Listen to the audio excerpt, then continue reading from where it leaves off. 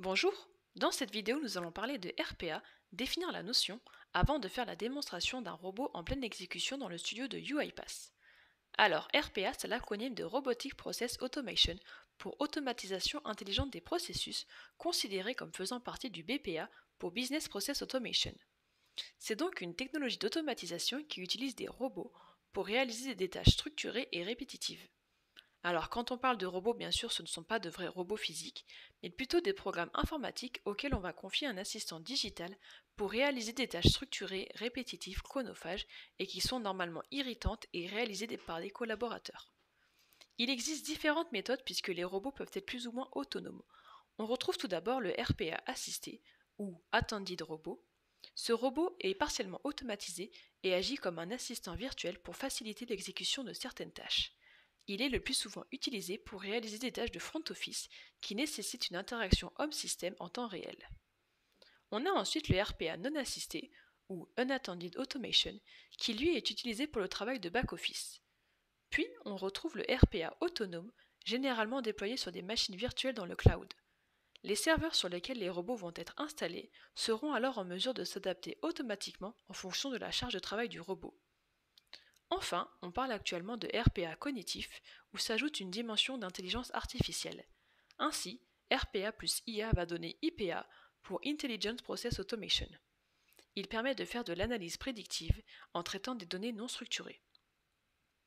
On va maintenant s'intéresser aux trois grandes fonctionnalités du RPA. La première est la reproduction d'actions humaines, comme par exemple la saisie d'un formulaire, le copier-coller, l'import ou l'export de données, ou encore le déplacement de documents. Ensuite, on retrouve l'automatisation des tâches selon des règles, où le RPA permet d'exécuter des procédures, d'effectuer des contrôles ou des calculs, ou encore de lire ou d'interpréter automatiquement des documents. On va alors parler de scrapping. Enfin, on retrouve l'automatisation des tâches entre applications, comme par exemple l'accès ou la lecture de bases de données, ou encore la connexion à des ERP ou des API existantes. On retrouve principalement le RPA dans le secteur financier, pour la gestion des prêts et la clôture comptable, dans les assurances et les entreprises du service public, où la complexité et le nombre de tâches dans ces secteurs offrent un environnement plus qu'idéal pour le RPA. On retrouve également le secteur de la santé, comme par exemple la saisie des données ou encore la planification des différents patients. Si on regarde maintenant ce que va procurer le RPA, on peut s'attarder sur la productivité, puisque le RPA va grandement améliorer les processus métiers en offrant des services de meilleure qualité et en libérant du temps pour les employés qui réalisaient ces tâches longues et répétitives. Le RPA permet ainsi de se consacrer à des tâches à plus haute valeur ajoutée. Une autre valeur tirée du RPA est une meilleure qualité et conformité.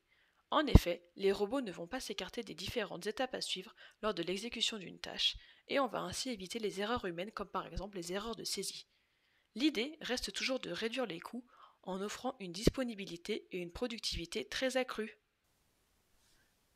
Voilà pour la grosse définition du RPA. On va maintenant se focaliser sur le fournisseur de RPA qui est UiPath, puisque c'est dans son studio que nous allons exécuter notre robot. Dans notre exercice, nous allons exécuter un robot pour automatiser les tâches liées à la récupération de différents éléments, notamment des fichiers PDF ainsi qu'un document Excel. L'idée, c'est qu'à partir d'un bordereau de commande comme celui-ci, le robot aille récupérer des informations bien spécifiques, notamment le numéro de ce bon de livraison, la désignation ainsi que la description du produit en question, le numéro de série qui va être attaché à ce produit, ainsi que la quantité. Ainsi, en fonction du numéro de série, le robot ira chercher les documents correspondants dans l'explorateur Windows. J'ai ici fait le choix de mettre en place un exemple d'arborescence de jeu de données pour simuler les différentes rubriques qui pourraient être présentes sur un serveur. Je vous propose de passer maintenant directement dans le studio de UiPath pour voir comment on a pu scripter le robot.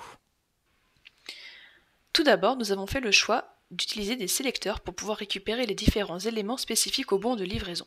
Ces éléments vont donc constituer les principales variables du robot. Ensuite, à ce moment-là, on a demandé au robot de se rendre dans le répertoire correspondant et d'y récupérer les documents PDF et le fichier Excel qui sont associés au numéro de série du produit. Enfin, en dernier stade, on a demandé au robot de faire une compression des 3 fichiers récupérés et de nous les envoyer par email. Le fichier zip sera donc implémenté dans la racine du répertoire et portera le numéro du bon de livraison correspondant suivi du numéro de série. Je vais maintenant exécuter le robot et je vous retrouve juste après, voir si le robot nous a bien transmis notre mail du coup. Voilà, alors l'exécution du robot s'est bien réalisée. On va tout de suite aller voir dans notre boîte mail si nous avons reçu le mail de la part du robot. Le voici du coup dans Outlook. Nous avons alors bien un mail réceptionné avec une pièce jointe comprenant un fichier zip. Le corps du texte est mis à jour avec les différentes variables qu'on a pu récupérer sur le bordereau de livraison. On va maintenant vérifier dans le fichier zip si nous avons tous les éléments correspondant au produit sélectionné.